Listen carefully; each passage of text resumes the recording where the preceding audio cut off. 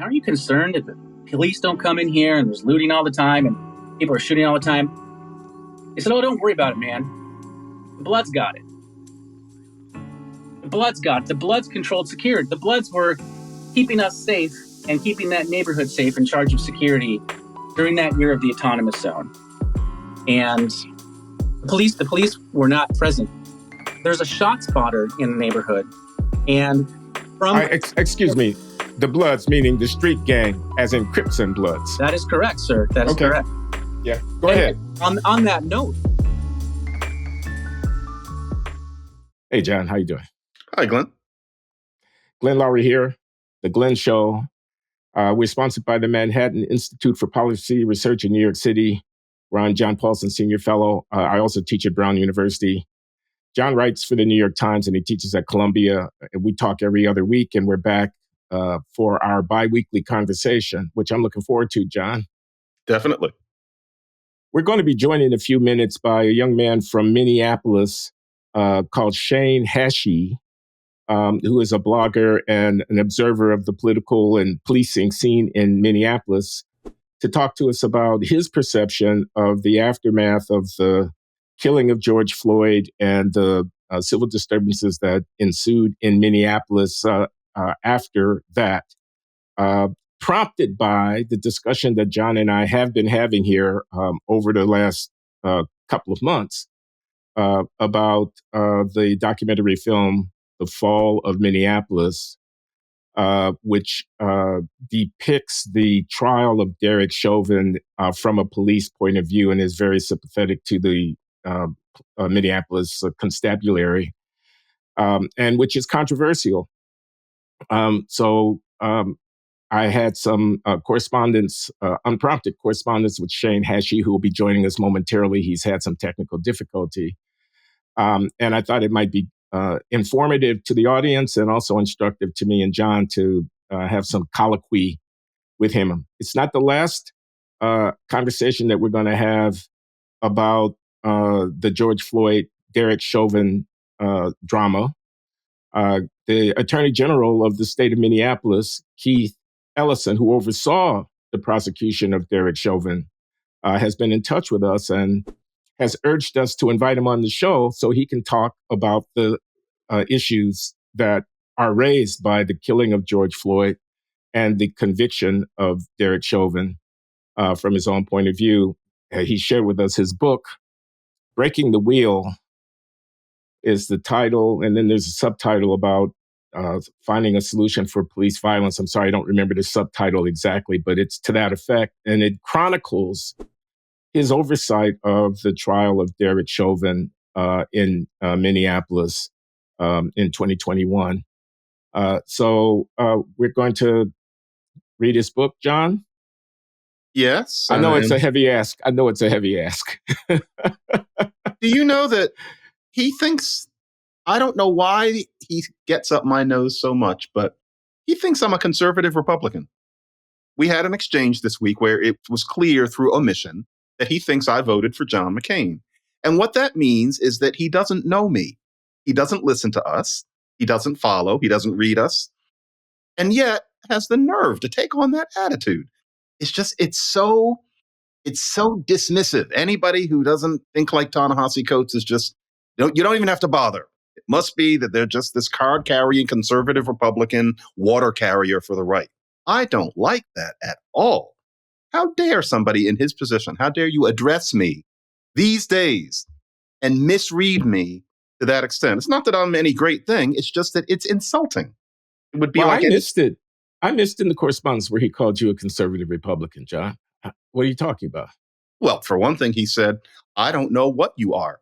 What's interesting is, suppose I had certain assumptions about him as a Black Muslim. And, they were kind of there between the lines and I hadn't bothered to do my homework. It's disrespectful, frankly. He should know what I am. He thinks we're both conservative, card-carrying, Republican people. I don't know where you put yourself, but I am very vocal. Well, I'm not a Republican. I'm an independent. I am a conservative in many respects, both from economic policy point of view and from a cultural point of view. So I call myself a conservative in the subtitle of my forthcoming memoir, Late Admissions, Confessions of a Black Conservative. So if he were to call me a conservative, he'd only be using my own words against me. But he did say that he was an economics undergrad in the 1980s, and as an African-American was well aware of the work of that famous Black economist called Glenn Loury. So I can't think but that he has some respect, even if he doesn't agree with everything that I have to say. But come on, I mean, he's Keith Ellison. He is a Democrat. He's a party man. He's a left of center guy, and there are a lot of such people in the world, John, that you let them get under your skin. There's something about him in particular.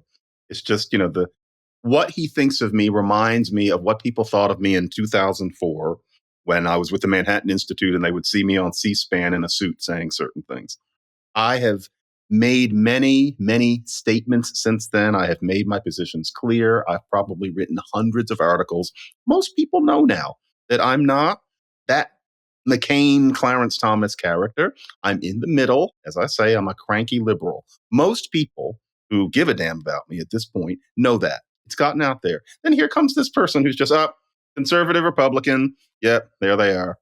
I don't like it. I find it's disrespectful at this point. I would never read him in such a sloppy way. I'd do my homework before I wrote him. It's just okay. It's just but you are willing to talk with him should he accept our invitation forthcoming yes. to come on the show and talk about the issues. Yes, and I'll behave. Yes. Okay, John. I'm counting on that, man. Counting on that. So what else is going on? We're waiting for Shane Hachey to join us. He's had some technical difficulties. He's the young man, a blogger and observer of politics and policing issues in Minneapolis. He's a self-described conservative. I took a moment to look at his Twitter feed, and he's perfectly reasonable, conservative observer of the scene in Minneapolis, and we're going to hear from him. But it won't be the last word on this. Are you struck, John, by how much attention our discussion of the fall of Minneapolis, the documentary, and the killing of George Floyd and the conviction of Derek Chauvin, the political events that followed, how much attention that has gotten, how much energy has been generated in commentary and so forth about it? I've been very pleased by it because I think that we provided a service. And even if it turns out that the documentary was all wrong, given how very, very often the story we're told about Black guys being killed by cops is a hoax, we had every right to at least nose into that documentary and see if it was yet another example. I have no apology for that. And yeah, I think that there has been an intelligent discussion of the issue. And that doesn't mean that the old account has been anything like dismissed. But frankly, the jury still seems to be out. Balco apparently is not perfect. There are intelligent people who have issues with his particular points against Coleman. This is, let me just tell the audience, Bradley Balco, a journalist who covers policing and crime issues in urban America, formerly of the Washington Post, and now I think an independent journalist. He has a Substack and so on, and who weighed in critical of the fall of Minneapolis, the documentary, and critical of some of the commentary, yours and mine included, Coleman Hughes's included, about the case that seemed even mildly sympathetic to Derek Chauvin, the police officer who was convicted of murder and sentenced to over 20 years in prison as a consequence of the killing of his knee on the neck, so to speak, of George Floyd. So you're happy with the first of all, you're saying we had every right to both view the film and to talk about it and to bring it to the attention of other people. I'm really glad. I mean, not happy because it's a tragic event, but I am really gratified to see the country, or the chattering classes or people who like social media, having a real discussion about it, because we've been encouraged to treat it as basically scripture. There's one account of what happened as if he was Jesus on the cross, and if you have anything else to say about it, you deserve to be chased off of the planet. That won't do, even with something like George Floyd. And I'm really glad that we have gotten a discussion going, and the discussion might come down to being essentially the way people felt about it in 2020. But at least we got to talk about the issues. And so, yeah, It's not a pleasant discussion, but I think that we happen to be in a place where we lent a service, and I have been interested to see the discussion going on about that tragic case. How do you feel about it? Well, I don't apologize for having the discussion about the film and for having the filmmakers come on and to question them about their making of the film. And in so doing, to, in effect, promote the film, that is, cause it to be seen probably by more people than it otherwise would have been seen by. Because I think it raises a lot of points, not only the ones that have fallen into contention in the disputes that Radley Balco has been having with the film, to wit, that the way in which the film portrayed the testimony of personnel in the police department and the governing structures of Minneapolis about the technique of restraint that Derek Chauvin was using when he had his knee on George Floyd's neck, whether or not that was kosher, whether or not Chauvin was acting in conformity with the regulations about how that police department wants its officers to restrain suspects. The film strongly suggests that he was. Balco strongly argues, and to my mind, relatively convincingly, that he was not. But the whole issue is rather technical, and you wouldn't have expected us to be on top of it as lay people who just came to the film. That's true. De novo. But the film depicts a lot of stuff. It depicts the demoralization of that police department and the burning to the ground of that 3rd Precinct police station. It depicts the consequences for the city of Minneapolis, and this is what I want to discuss with our guest if he comes back, Shane Hachey. Consequences for the city of Minneapolis in the aftermath of the rioting and calls for the defunding of police and widespread contempt for police in the populace that was fostered by the politics and the narrative around Derek Chauvin's murder. I think we have to say that because he's been convicted of murder of George Floyd. And it raises questions about whether or not Derek Chauvin got a fair trial. Should the venue have been changed because of the concerns that people in the city might have had about further civil unrest should the jury come to the wrong conclusion? Should the jury have been sequestered? Various rulings that the judge issued about what kind of evidence would be admitted and so forth. You can ask whether or not Derek Chauvin got a fair trial. The film raises that question in a way that I think is provocative and to some degree persuasive, that Derek Chauvin was railroaded up there. So the issue is really important, and I'm glad that we engaged it. I do wish that I had been better informed about the case at hand, maybe some familiarity with the trial transcript prior to interviewing people who had made a film about the trial would have been a good expenditure of my time. And I confessed here and have gotten some not small amount of blowback because of it, that I think my judgment lapsed. I'll speak for myself, in that I wanted a counter narrative to the stock narrative about the, quote, murder of George Floyd, close quote. And I was very unhappy with the politics of anti-police animus and the lionization of the victim, in this case, George Floyd, as an iconic figure representative of the aspirations and struggles of African Americans in the country. I resisted that whole narrative, and I think I let that cloud my judgment or take my guard down a little bit in the way I reacted to the film. I acknowledge that, and I've got no end of. I got some people have said, "Hey, Glenn, good for you. You're able to be self-critical. I'm glad you have that amount of awareness." But a lot of people have said, "Man, stand your ground." Radley Balco is no prayer book either, and I was happy to hear you give some credence to the thing. And now you're trying to take back. You give with one hand, you take back with the other. Equivocation.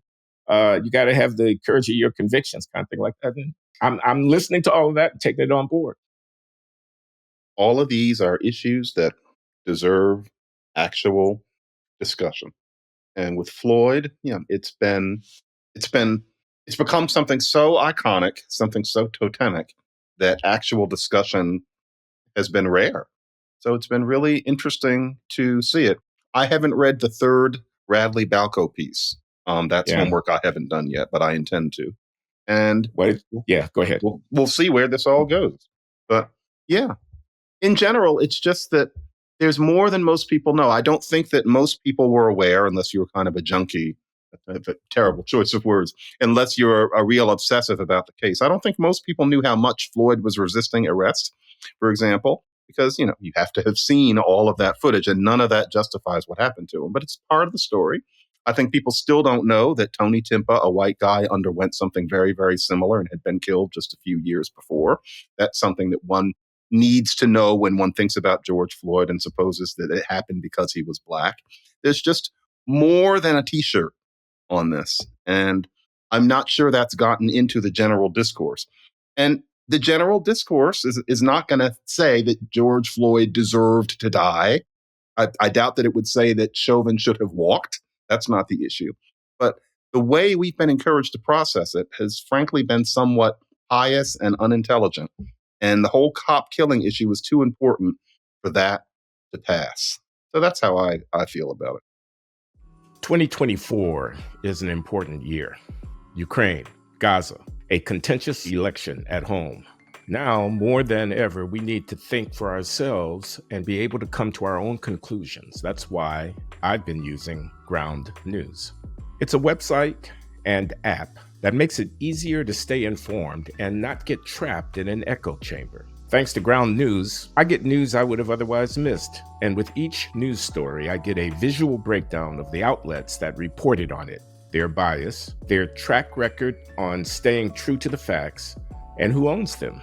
Later in this episode, John and I touch on the Fani Willis's disqualification case in Georgia. So let's see how this story is being covered. First, I see that of the 124 sources that reported on it, 25% lean left and 20% lean right. 57% are owned by media conglomerates and only 10% are independently owned. Another feature I've been enjoying lately is the For You feed, which lets me pick topics I want to follow and then get updates on them in a personalized feed. For example, I chose to stay informed on the Gaza war, so now I get updates like this one. U.S. wants Israeli written assurances on using U.S. weapons in Gaza by mid-March. Interestingly, half of the sources lean right on this one, and only one leans left. I think you can see the advantages of using Ground News over other news aggregators. It keeps me more engaged with the news and introduces me to diverse sources of information spanning the entire political spectrum. Frankly, I think it makes me a better citizen. And they have an offer for you, my viewers. If you subscribe right now, you'll get 30% off their Vantage plan, which gives you unlimited access to all their features.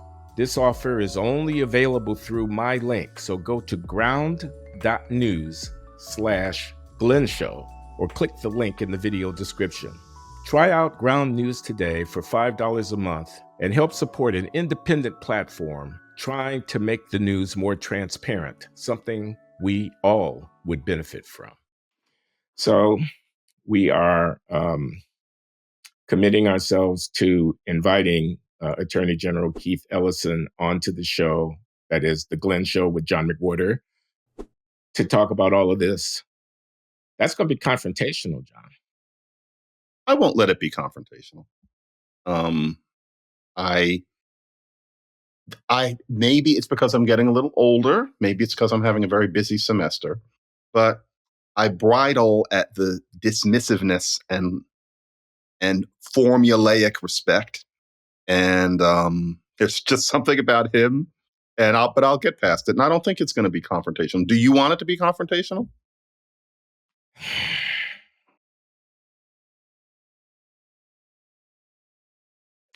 I hesitate because I think I know what the right answer is. The right answer is no, I don't want it to be confrontational. And I think I know what I really think, which is, in a way, let's take the gloves off and have it out. Now, have it out about what? Not so much about whether or not the legal proceeding that ensued after the killing of George Floyd was an injustice, even though I think, all things considered, Derek Chauvin was railroaded. I think the, negligent bus driver who was texting on his phone when someone steps off the curb and he runs over the person and kills them, that person should be punished. 20 years? And the question of whether there was reasonable doubt, all things considered, about given Floyd's condition and so on, about whether or not he was murdered by Derek Chauvin, those things are certainly plausible in my mind.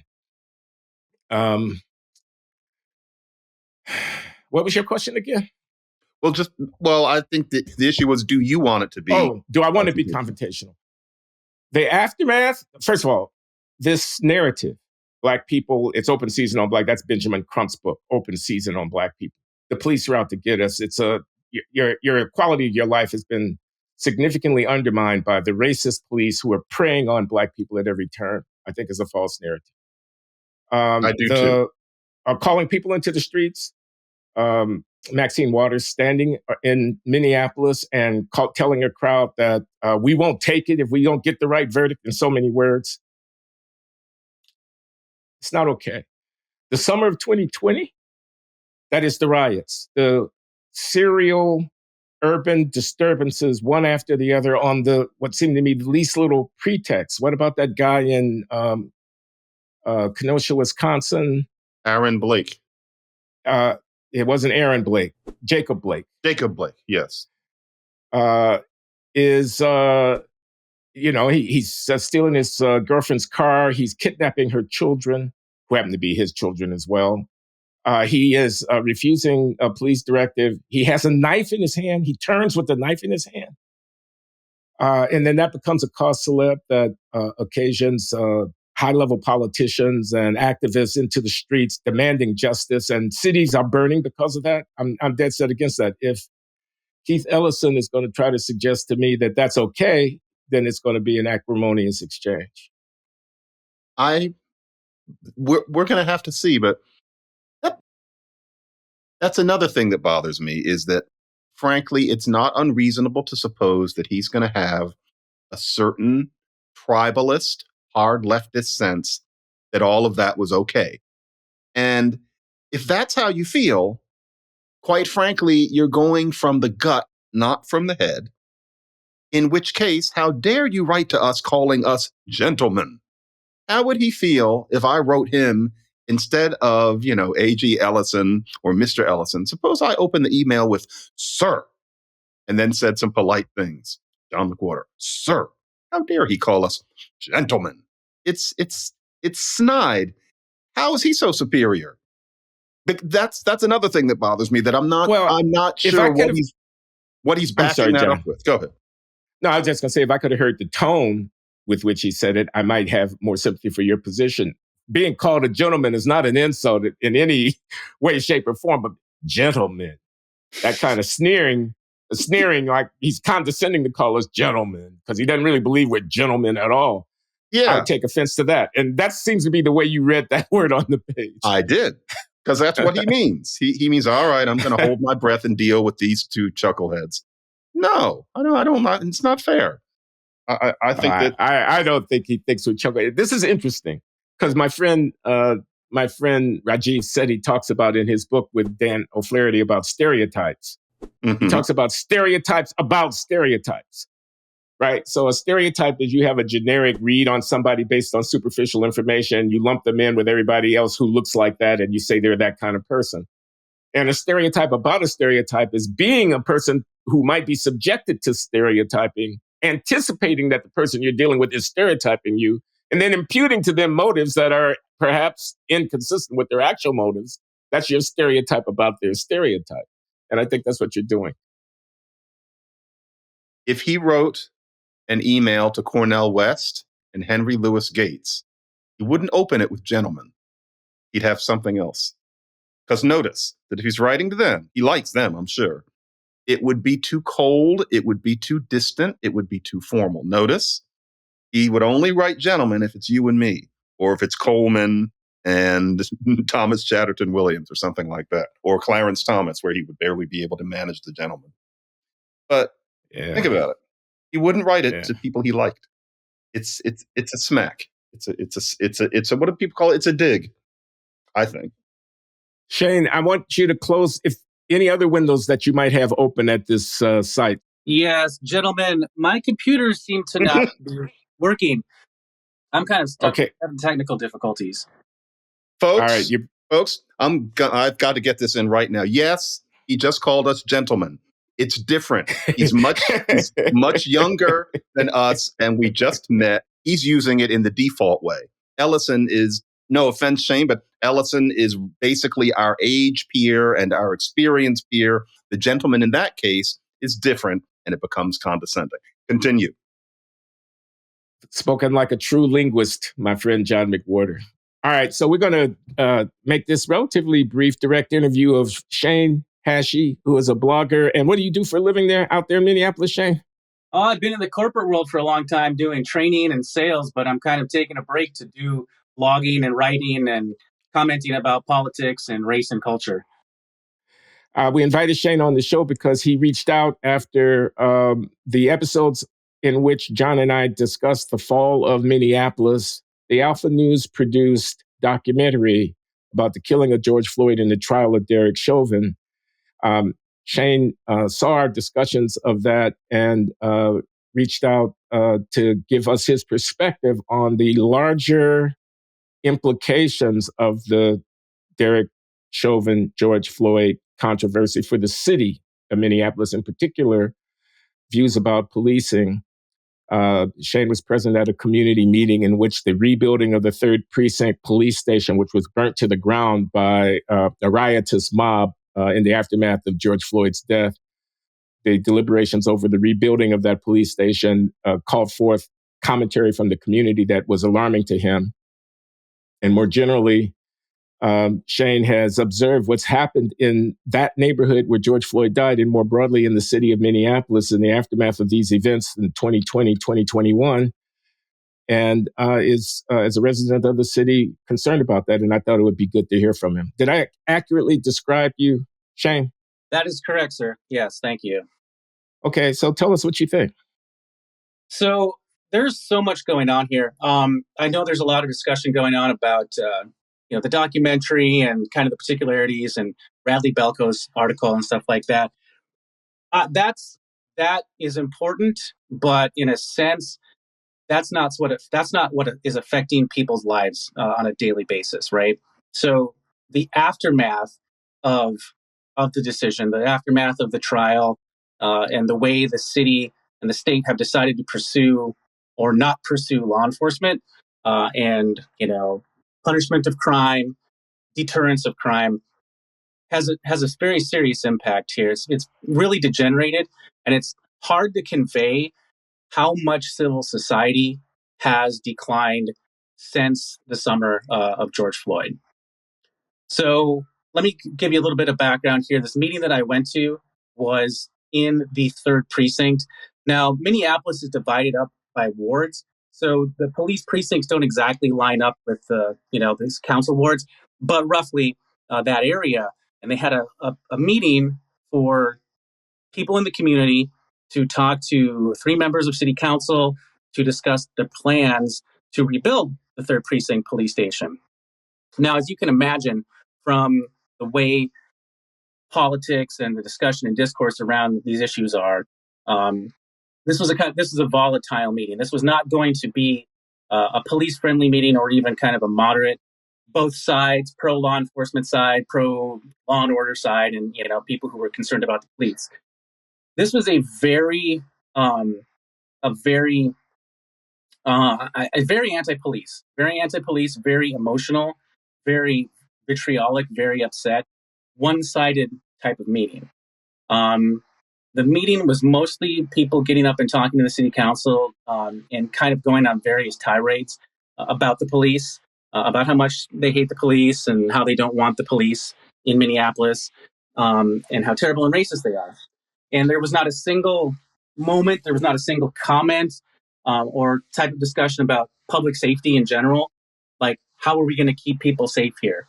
And it's hard to convey what life is like here now and what it's like. So one good example is while this meeting was taking place, when I left, I saw on Crime Watch Minneapolis, which tracks local crime, that a few blocks down, one of the streets I drove down to park, somebody had gone down and slashed the tires on every car on that block.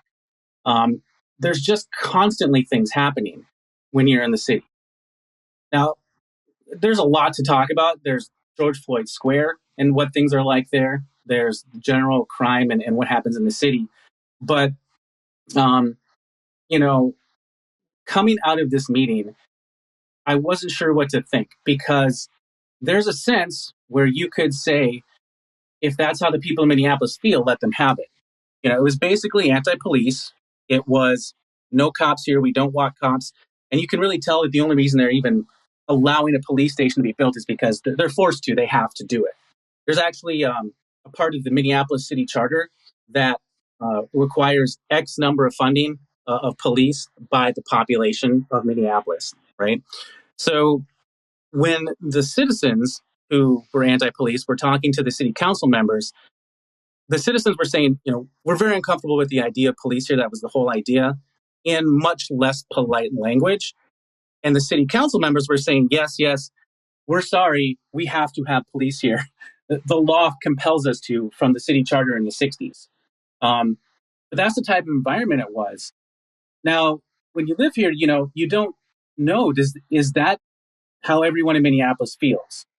Because I was going to ask you that. I was going to ask whether or not, you go to a community meeting, the people who go are a self-selected group of the population. And once that meeting is underway and they start tearing down the police, it would take a very, very, very brave person to speak out and say, oh, no, let me defend the police here when they're outnumbered 20-1 and so on. So how do you know what the real sentiments of the community are? Wasn't there a city council election in which some defund the police politicians got voted out in Minneapolis when you have a secret ballot to protect your anonymity as you express your opinion, et cetera? Yeah, a couple of them. In the meeting that I was at, for example, one of the city council members who kind of ran the meeting is an open democratic socialist. You know what their views on the police are, and she was the one who was kind of leading. She's very informed. She's very intelligent. And she was the one kind of leading the discussion from the city council point of view. The city council is, I have not followed that, year by year super closely, but they are very radical. They're as radical as you could get. So I don't know what happened with a couple of people who said defund the police, but overall, having researched the current city council, now they're very radical. I have an acquaintance who lives in that area where the 3rd precinct was.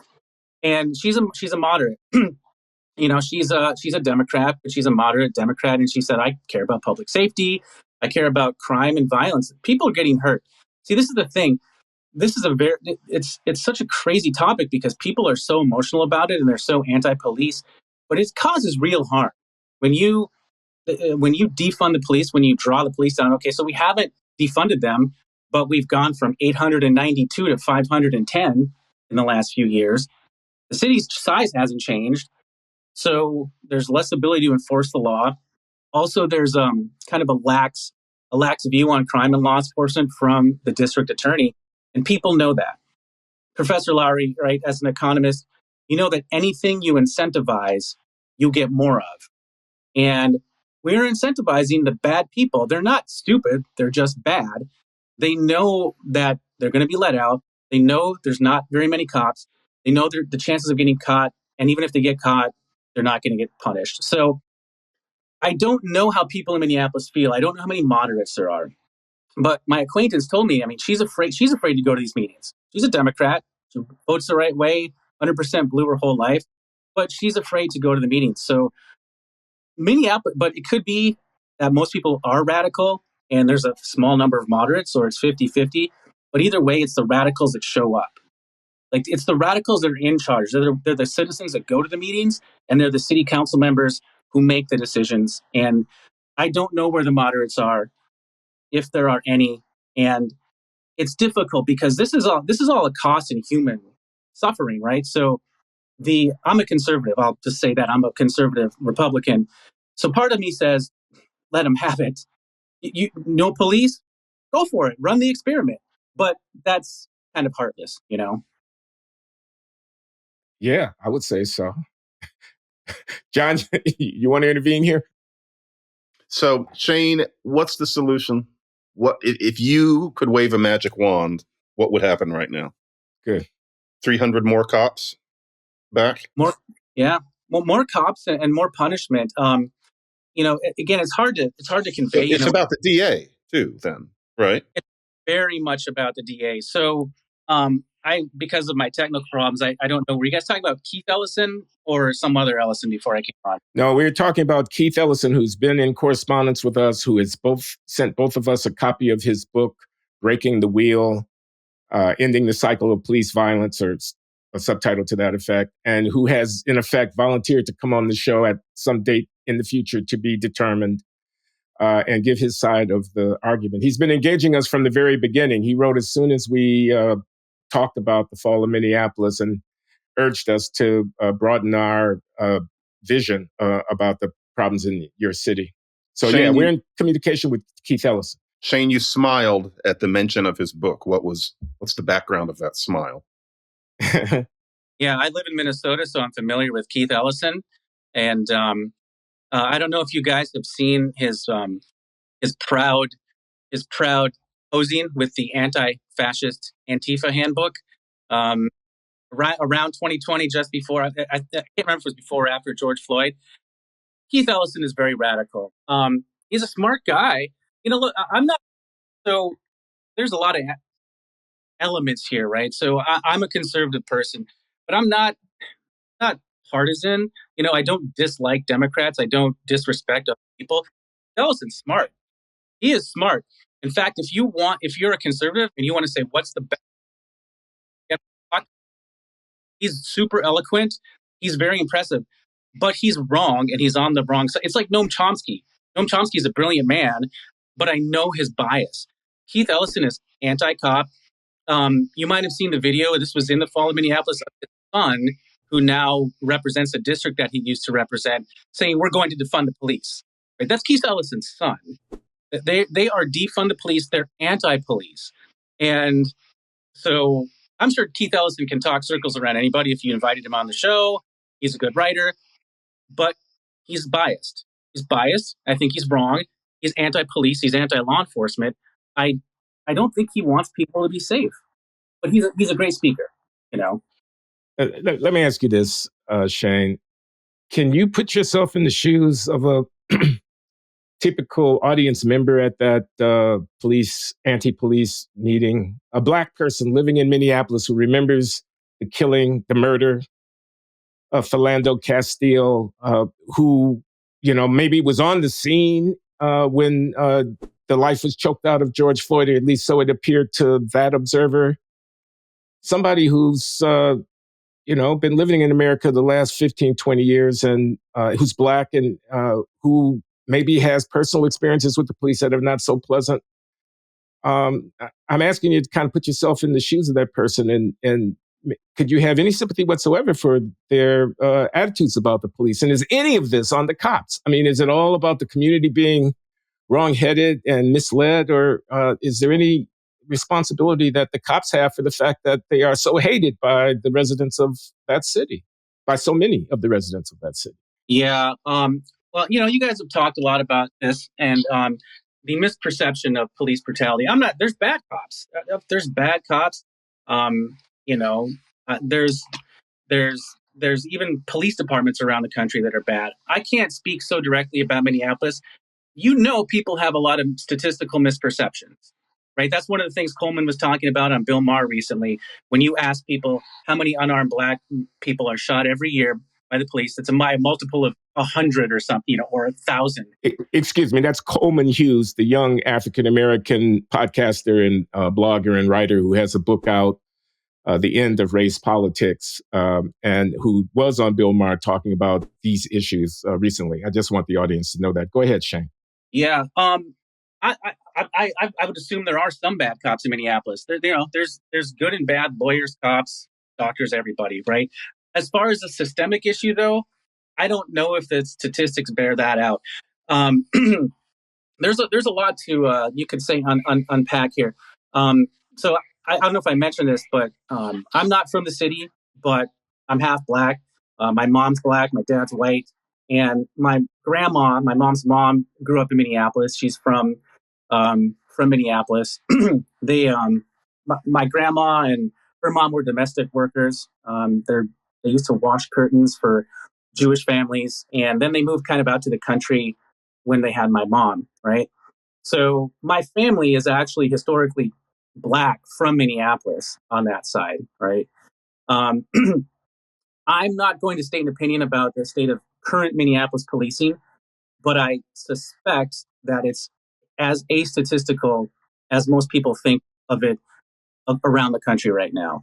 And from what I can tell, I spend a lot of time. So, full disclosure, I don't live in Minneapolis proper. I live very close in the suburbs, but I'm in the city all the time. I have so many stories. You won't even believe the stories I can tell you of the stuff I've seen.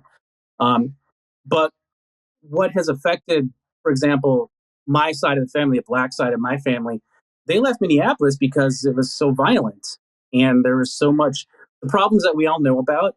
That's why the black side of my family raised my mom in the country. So I don't think I want to get back to your question. I can't say statistically what's happening in Minneapolis, but I do not believe it to be as bad. I believe it's the internet, social media, a historical, a statistical narrative, right? So there could be someone in that meeting. And also, if you think about, you said have sympathy for the people in that meeting. Like I said, I talked to people who disagree with me. I'm fine with that.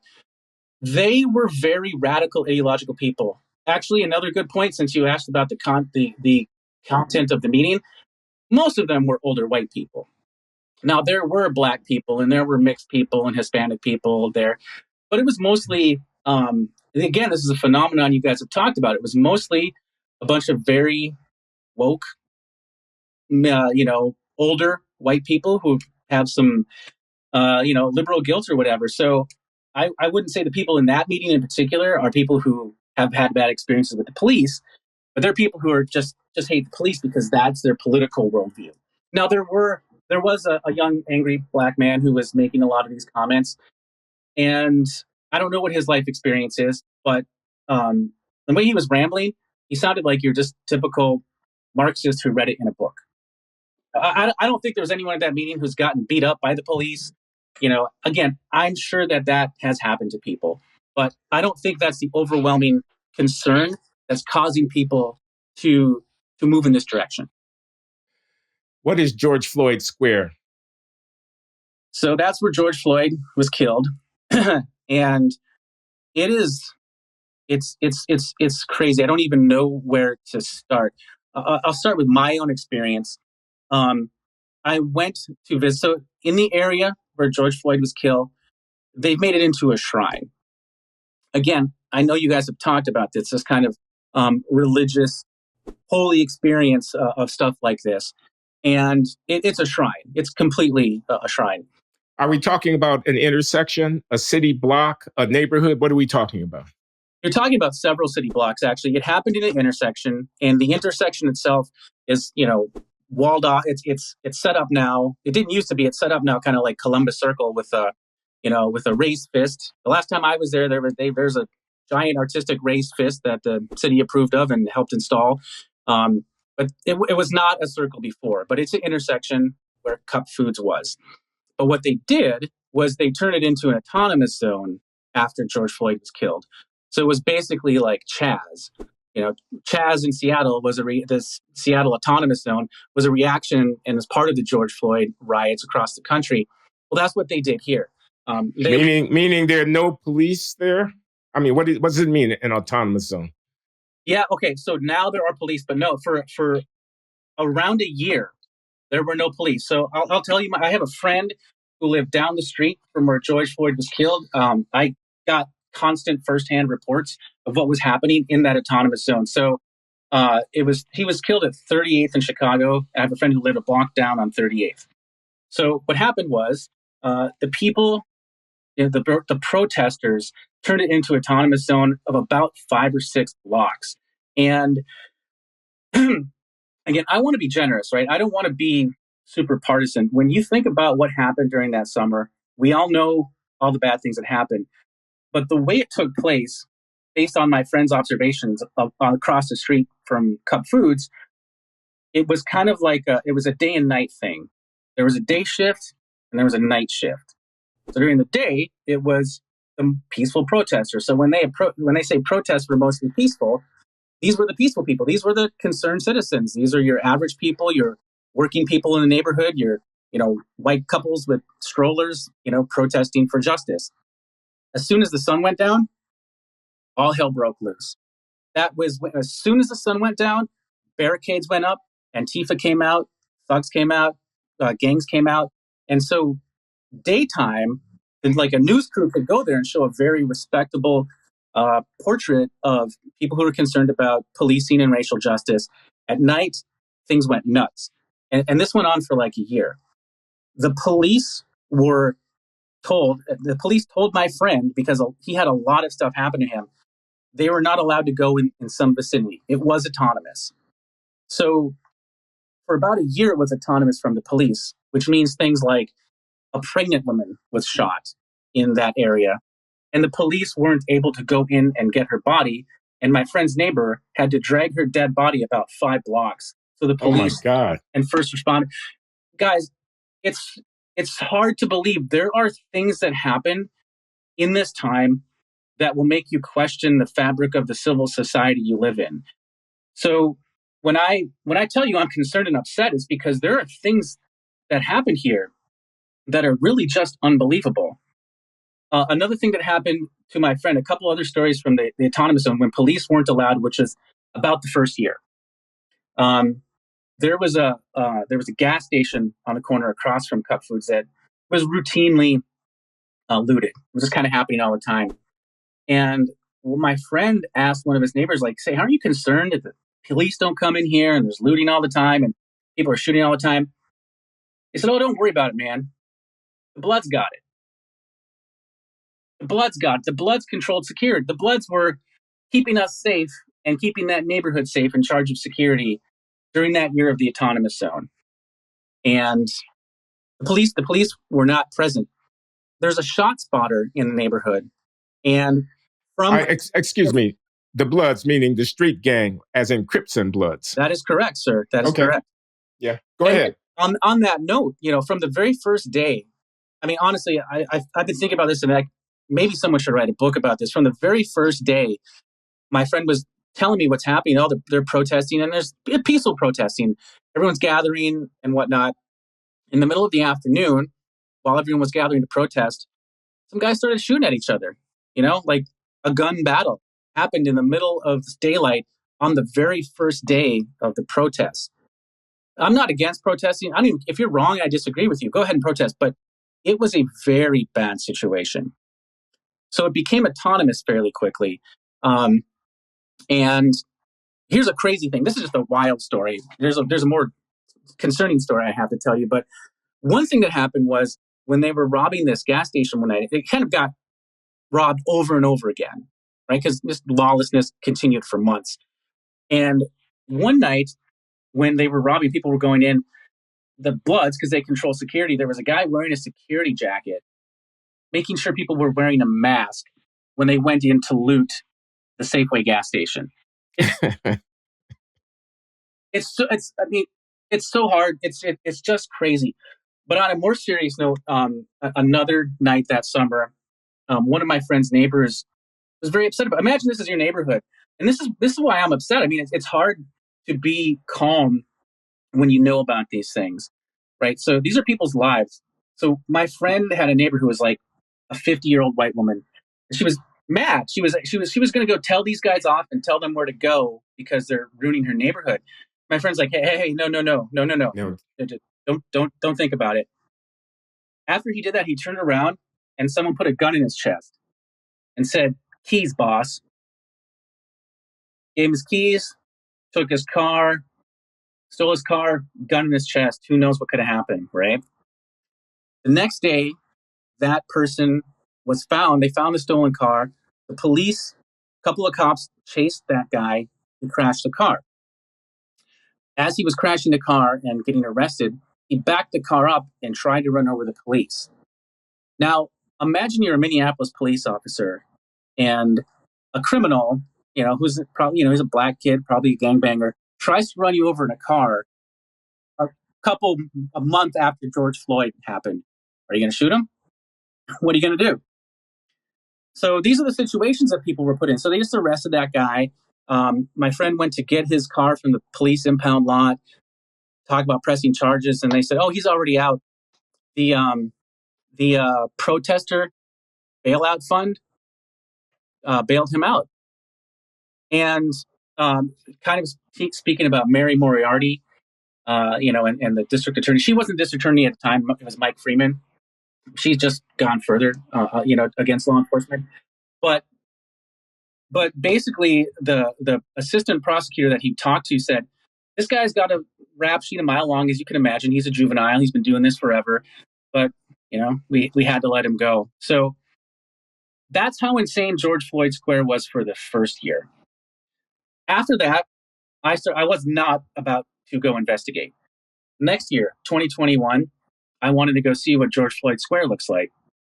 Well, the city had basically helped the protesters, because they're on their side. And so they created these crazy speed bumps that were like out of the road. It was like they pushed the pavement together. So it was something like I'd never seen before. So if something happened and someone started chasing me, I really wouldn't be able to get out of it. They want to keep people out of that area, right? So, okay. Go ahead. Sorry. No, I want you to conclude. I mean, I think we've got the general picture. Yeah. You take the police out of the law enforcement business, and it's not a pretty picture of what ensues. But what I want to know is where do we go from here? Where's the leadership in the city of Minneapolis or the greater metropolitan area?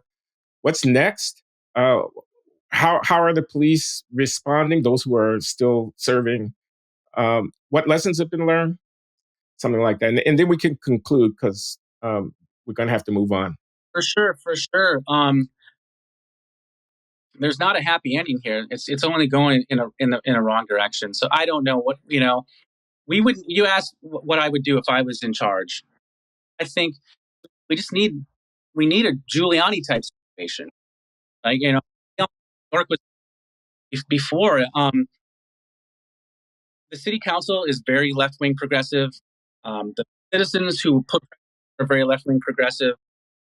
Our attorney general, our district attorney, and the suburbs are the same way. It's a little less extreme. What does the future hold? I don't see anything in a positive direction. What I tell people, because I'm a conservative, I tell people in the Twin Cities, if you care about vote Republican locally. Vote for Biden, vote for the Democrat senators or whatnot. Senators, but you need to vote for people who care about law and order and public safety. And it's I don't want to be super partisan, but at this point right now, the Democrats they don't care about law enforcement. They don't care about public safety, and so the citizens themselves would have to say, "Hey, we're going to vote in some hardcore Giuliani types or some Republicans who are kind of get tougher on crime locally." And if we don't do that, I don't see any bright side. I don't see any light in the tunnel or any way to get better. Okay. John, you got anything? I don't think so. I think it's important that we heard how a lot of this went because it's one thing to see, for example, the peaceful daytime protests with people with their strollers, etc. It's one thing that it's been 4 years now, and we need to know what actually happens when you get rid of cops, because this visceral sense that cop equals wrong and that cop equals racist. We don't hear about the rest of the story. Nobody makes a movie about it. Nobody does a play about it. You do a play about what happened to George Floyd. So yeah, I thank you for filling in this picture with eyewitness account. And, to the extent that some people might call you biased, your bias is a proper one. And this needs to be heard without muffling, straight language. We needed to hear that. Yeah, I want the audience to know that we're aware of the fact that Shane Hachey's view is not the only view of these matters, and we definitely will be hearing from others, including, we certainly hope, from Keith Ellison himself on this. But I think it's very important to listen to voices like Shane's, because he's not alone, I'm sure. And for everyone like him who speaks out, there might be 100 who are sitting in their kitchens and thinking, oh my God, what's happening to my city? And you, Shane, are a part of the story too. So thanks for giving us your time. Precisely. Yeah, thank you, Shane. For sure. Gentlemen, I would love to talk to you about affirmative action sometime too. I went to Columbia during the early 2000s, and then I went to Harvard Law School when Obama was becoming prominent. So that's a discussion I would love to have with you guys sometimes as well. Duly noted. We'll take it under advisement. We shall see. Thank you, guys. I will close out on my phone here. I have no idea what it's going to do browser-wise. I'm so sorry for the technical problems. Okay. To the best of us. Take care. There he goes. He's gone. Well, John, what do you make of that? It's necessary, because to tell you the truth, we all have bias. It's inevitable. The issue is what you do with bias. And for somebody with a bias opposite to Shane's, what they're going to say is that, yeah, there were some bad apples. Yeah, some stuff happened, but, defunding the police is a worthwhile idea. Progressive ideas got around. It was a revolution, etc. The person with that bias is going to say that, well, yeah, some stuff happened. Shane just showed us that it wasn't just, well, yeah, some stuff. It was an utter catastrophe. And the question is whether what he just described was worth, the eggs that were cracked to make that omelet. And, my bias is that it wasn't. So, we just need to see it from various sides. All right. Well, I think we have exhausted that theme for the current conversation. Anything else you want to talk about? What are you writing these days?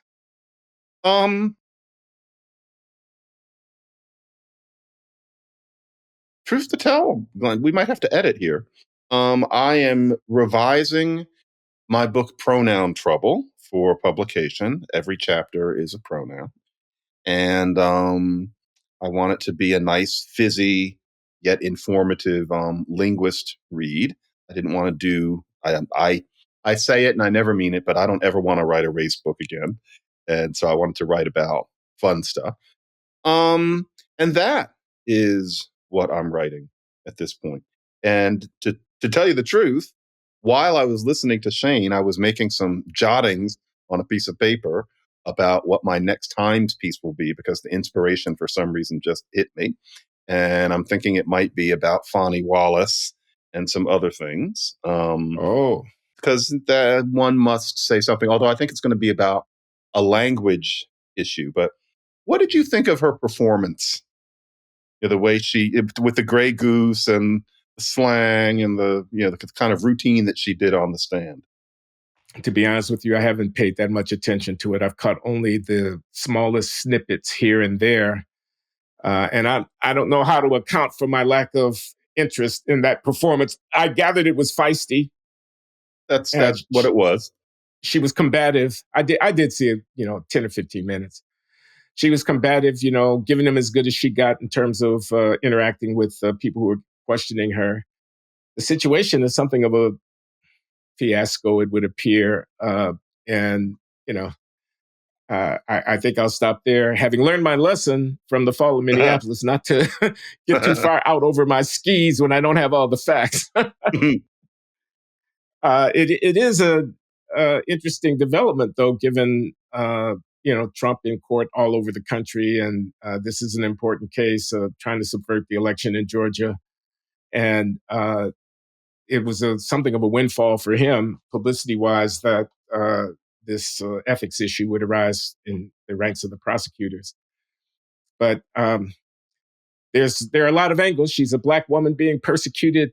She's just trying to live her life. And, so she has a love affair. Everybody's going to make a big deal out of that. Now she's corrupt and whatever. They wouldn't be doing that if it was a white man who, et cetera. And see, the thing there is, yes, they would. I mean, I think the issue here is that Trump has people working for him where they're going to use whatever they can. If it was a white man, they would be using something else. But of course, it has to be like Claudine Gay. This has to be because she's a Black woman. And, the sad thing is that she's brilliant at what she does, but I get the feeling that she's a little sloppy. And based on the news on the interwebs as we record, and maybe this isn't true, I don't want to go out beyond what I know either, but there seems to be mounting evidence that she and the boyfriend just outright lied as to when their romantic relationship began. There's cell phone records that make it painfully clear. And if that's the case, what a sad ending for her, because that means she's going to be kicked off of the case and possibly even disbarred for outright perjury. I hope she didn't do that. I hope that she wasn't that messy. But I guess we'll just have to see.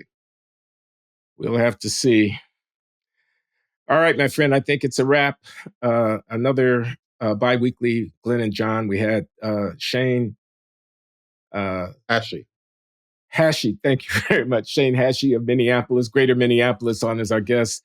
We're still talking about the George Floyd, Derek Chauvin brouhaha, and there was more of that to come. But thanks, John. Thanks for sharing a Saturday with me. Thank you, Glenn.